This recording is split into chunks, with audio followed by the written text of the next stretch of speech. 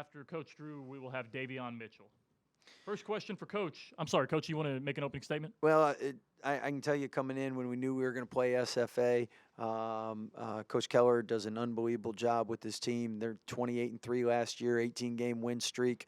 Last 3 years, one at LSU, one at Baylor, one at Duke. So 8 returning players from last year's team, a ton of seniors and juniors.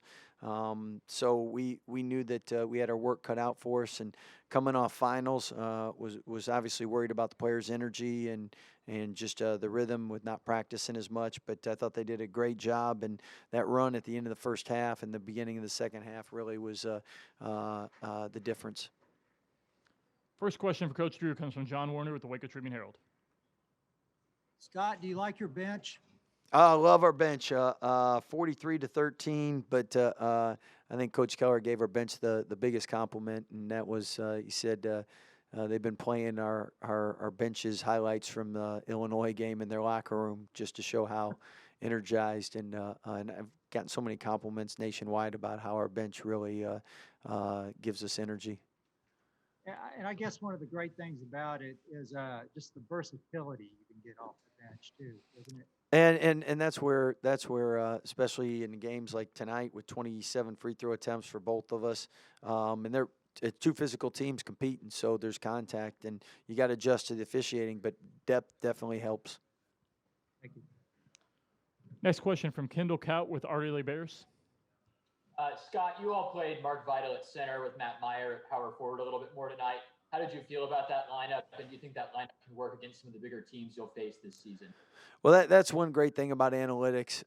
We'll get all those numbers, and then we'll watch film, and then we'll analyze what lineups as we continue to go forward are more advantageous for us. At the same time, every lineup that we put out there in our mind has some positives, and again with Matt and Mark playing together, it makes it tough to guard us. And then on the defensive end, if we do get stops and can get the rebound, we're really good in transition. And Scott, Matt had a really good defensive game. How's he improved so much from his sophomore to junior season on that end? Well, he didn't have a very good rebounding game. He had 0 rebounds in 16 minutes, but defensively, he's made strides this year, and our staff has noticed that, and the nation's noticing that. Normally, his rebounding, that's the other area we've been so pleased with his progression, and we'll have to see just why he wasn't more successful on the glass tonight, as well as the rest of our team from the standpoint. Again, that's probably the difference in the Illinois game, 24-7 second chance points. And then tonight we get out rebounded 33-28, and they had 12-9 second chance points on us. Thanks, Scott.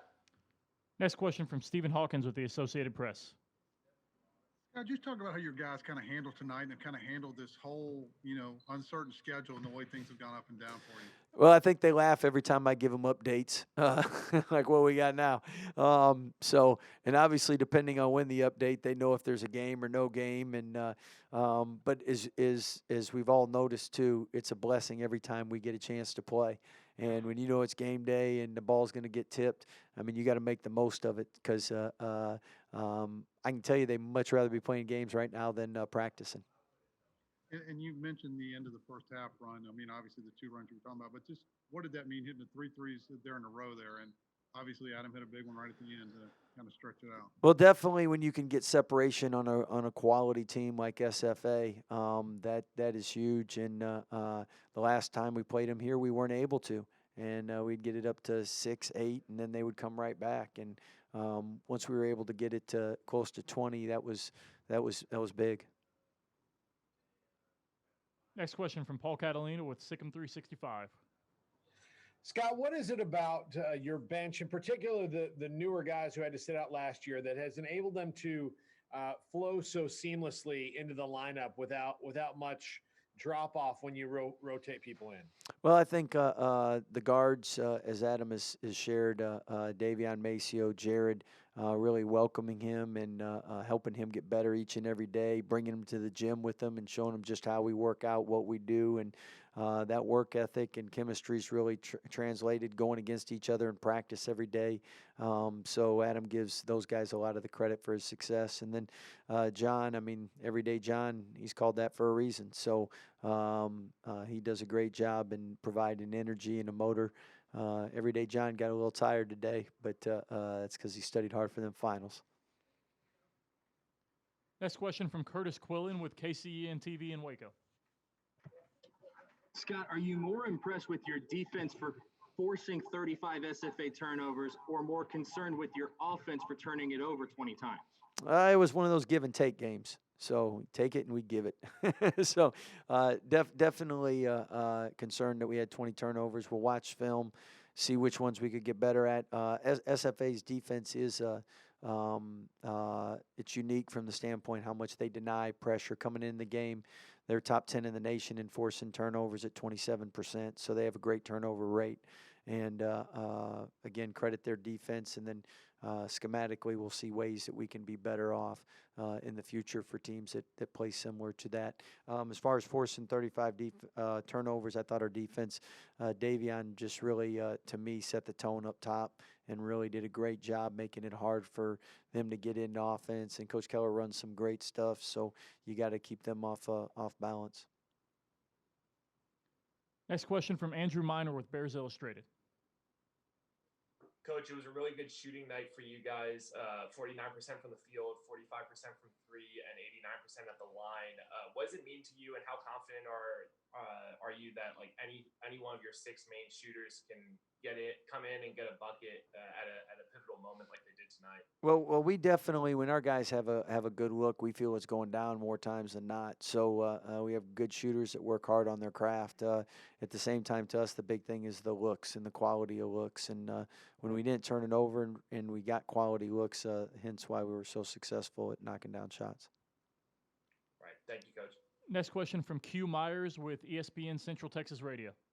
Coach, Andrew mentioned shooting from the free throw line. You guys were 24 for 27, and you talked about extending leads. I mean, that's extending the lead when the clock's not moving. How big was that to be able to knock down 24 out of 27 free throws? Hey, Q, I will take that every day of the week and twice on Sunday. Now, as we know in free throw shooting, you can't guarantee anything, but we have very good shooters, and hopefully that's something that we can continue to build off of and be one of those 80% free throw shooting teams.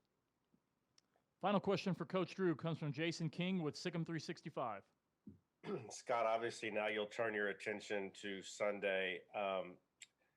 First, any thoughts on having to start Big 12 this early, and also just a quick take on Texas? It looks like they're playing really well also.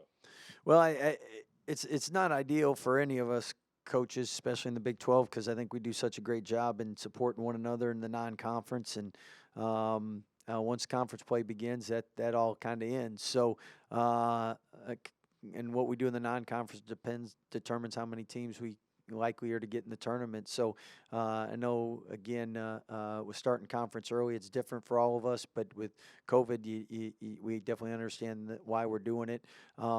As far as Texas goes, they've been one of the most impressive teams in the country. I know Ken Palm Analytics, last I saw, had them fourth. I don't know where they're at now, but Shock has done a great job with them. They're got great players, but they have experience now, and they're really playing how Coach Smart wants them to play, and hence they're off to a great start. All right, that's all for Coach Drew. Coach, thanks for your time. We'll get Davion Mitchell up here. Hey, I kind of like seeing all you guys on that flat screen. That's a lot better than being in a room where you can't see anybody. So, first question for Davion comes from John Warner with the Waco Tribune Herald. Davion, you guys got 43 points off the bench tonight. What's that like, having that kind of bench behind you got the starters? It's great. So, especially, if we're gonna try to make this run to the national championship, I think it's good to have great players on the bench. The starters can't score all the time. They're not always gonna have good nights. So it's great to have someone on the bench that can be starters. Thank you. Next question from Kendall Kaut with Our Daily Bears. Davion, what did you do this offseason to improve your three-point shot this season? I did I worked out a lot with my shooting, my footwork. I watched other great shooters like Stephen Curry and all the other great shooters, and see how how smooth or how their hands is on the ball. My hands were like not right on the ball, so I'm actually seaming it right. So my rotation is getting a lot better, and yeah, and I just kept working on it. And Davion, a lot of teams are still going under on the pick and roll when you're at the top of the key. Is your mindset to shoot the three and kind of a hop right now, or what are you looking at when people still go under? It just kind of depends on the way the game is going. I mean, I don't want to take a crazy shot when, you know what I'm saying, like we like need to get to the hole or something like that. I mean, but 9 times out of 10, I'm looking to shoot when they go under. Thanks, Davion. Okay. Next question from Jerry Hill, Baylor Bear Insider. Davion, you guys forced 35 turnovers. I believe you had 4 steals. Coach talked about you kind of setting the tone up top. How big was that to, create that much havoc, I guess? Oh, it was real big. I mean, it started off in the beginning with a steal when I kind of knew like he wanted to run the offense. He wasn't really playing to score. He wanted to run the offense, so I know I can bother him and pressure him up top, and everyone else helped me out at the backside, my teammates.